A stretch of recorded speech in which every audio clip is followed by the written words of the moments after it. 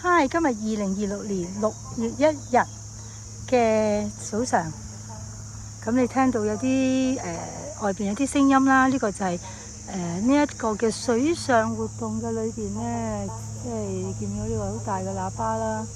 咁咧就因為呢個係一個水上活動中心嚟嘅，咁前面你見到有啲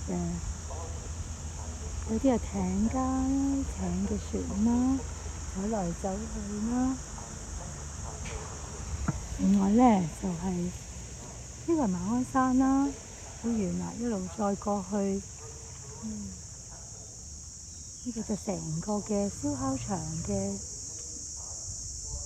地方嚟啦。咁大家都會見到呢個前面呢個就係八仙嶺啦。咁呢個燒烤場你會望見呢係好舊啊，係舊式嗰隻燒烤爐嚟嘅。咁我都覺得我中意呢個就係香港嘅特色嚟㗎啦。好，今日我想講啲乜嘢呢？我突然之間想講呢係有關焦慮。點解我想講焦慮呢？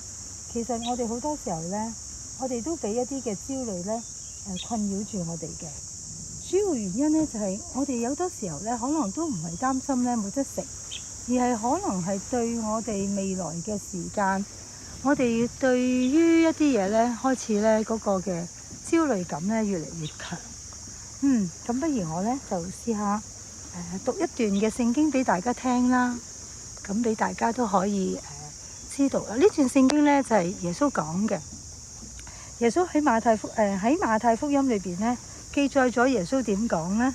佢就話啦，佢話所以我告訴你哋，唔好要為生命憂慮喎，吃啲乜嘢，喝啲乜嘢，為身體憂慮穿乜嘢？生命不勝於飲食咩？身體不勝於衣裳麼？你哋看天上嘅鳥，亦唔種，亦唔收，亦唔積聚喺倉裏邊，你哋嘅天父尚且養活佢哋，你哋唔比飛鳥貴重得多麼？你哋邊一個能夠用思慮使壽數多加一刻呢？何必為衣裳憂慮？你想野地裏邊嘅百合花，點樣長出嚟呢？佢亦唔勞苦，又唔使紡線，咩都唔使做。然而我告訴你哋，就是所羅門王極榮華嘅時候，他所穿戴的還不如這花一朵。你哋這小信嘅人啊，野地裏邊嘅草，今日還在，明天就拎在爐裏邊。神還給他這樣嘅裝飾，何況你哋呢？我希望呢段聖經一讀呢，大家已經被安慰，因為真係往往好多時候呢，我哋都係憂呢樣憂嗰樣，但係其實呢段聖經提出啲乜嘢呢？教導我哋，主耶穌教導我哋點樣教導我哋勝過憂慮呢？其實當中有5個發人深省嘅問題，佢去回應我哋。第一個問題就係話，其實一切都係短暫嘅，真係一切都短暫。生命不勝於飲食，身體不勝於衣裳。原來我哋往往好多時候睇呢一啲身外之物，我哋覺得佢係長久，但其實係短暫，係真係短暫。第二個問題就係話，你哋睇天上嘅飛鳥，我哋嘅天父都養活佢哋，我哋唔係比飛鳥更貴重咩？其實呢個真係信心嘅問題嚟嘅。你信唔信一個神，一切佢都為我哋預備呢？如此我哋就何足畏懼？而第三個問題就係話乜嘢呢？提出就係你哋邊一個能夠用思慮使壽數多加一刻呢？即係換言之，我想問，今日我哋能夠讓我哋嘅生命多加一刻嘅時間喺邊一個手裏邊呢？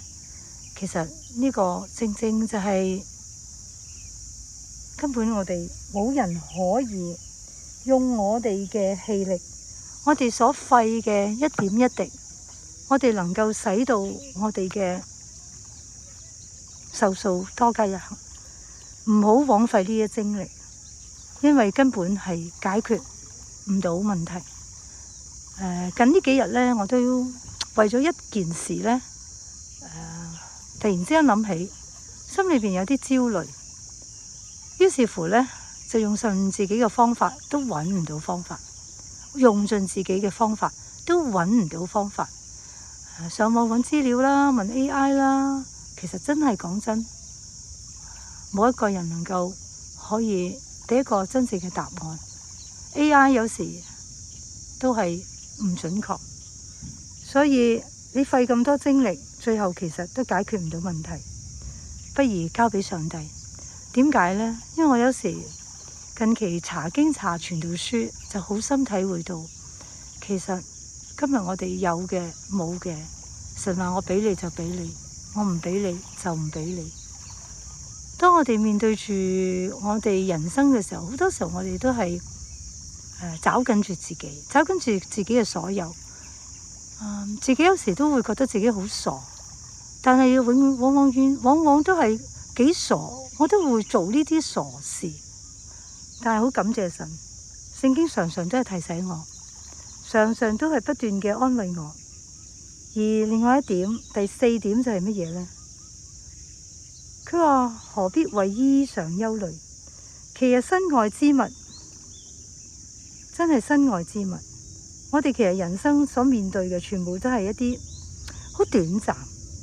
身外之物對我哋嚟講，其實我哋原來係睇得好重，但其實身外之物係應該嘅態度，唔應該睇得咁重。咁所以喺呢段嘅聖經裏邊，主耶穌又再一次提醒我哋。而最後就係乜嘢呢？何況你哋呢？野地嘅百合花，天上嘅飛鳥，神尚且看顧，何況係你哋呢？有時我喺度諗，我哋真係信唔過上帝。即係無論信咗幾十年又好，信咗幾長幾短都好，我哋往往呢，我哋都係小信嘅人，我哋就將自己困喺一個籠裏邊，我哋唔能夠遠望得太遠，甚至乎我哋只係活喺自己一個好小嘅圈子裏邊。於是我哋對上帝個信心就少。點解？因為你睇唔到上帝嘅大能啊嘛。有時我就覺得信唔過上帝得啊嘛。其實上帝就話俾我哋聽，你望下啦，你睇下啦，好似而家你望住呢一切，一個咁寧靜，每一樣好安然。棵樹唔使你去淋花，雀仔唔使你去餵，一切都井井有序。就讓我哋喺呢個時候接受我哋嘅主耶穌對我哋嘅安慰，更加當我哋想到神既然將佢獨生嘅子俾我哋，以致將我哋嘅罪可以釘在十字架上，解決我哋人生最大嘅問題嘅時候，再一次叫我哋翻返去啦。我哋嘅小信嘅人，我哋翻返去上帝度啦。我哋嘅小信嘅人，真係要再一次翻返去佢嘅應許裏邊。無論今日係咩天，晴天、雨天，或者係陰天，乜都好，願以馬內利嘅神與我哋同在，好好嘅過今日。因為聽日係點，我哋根本都唔知道。願主祝福我哋每一個人。下次再傾啦，拜拜。